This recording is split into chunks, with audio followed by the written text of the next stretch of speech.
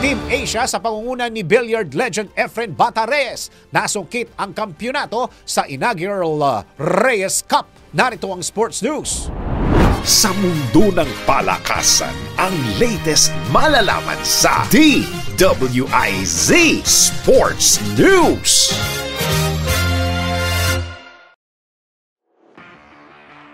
Muling napamalas ang giting at galing ng atletang Pilipino sa world stage. Ito'y matapos maipanalo ng Team Asia ang inaugural Reyes Cup na ginanap sa Ninoy Aquino Stadium. Pinangunahan ni Filipino billiard legend Efren Bata-Reyes ang Team Asia na pinataob ang Team Europe sa final score na 11-6.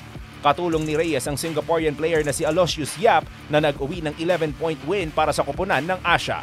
Sa pasimula, inamin ni Reyes na tinagurian bilang The Magician na ang Team Asia ang underdogs sa nasabing torneo dahil all-star ang pambato ng koponan ng Europa. Nakahikayat ang nasabing torneo na may 17 laro na dinaos mula pa noong Oktubre 15 hanggang 18 sa international pool fans. At yan ang aking sports news. Daryl Justin, nagbabalita ng tama, naglilingkod ng tama.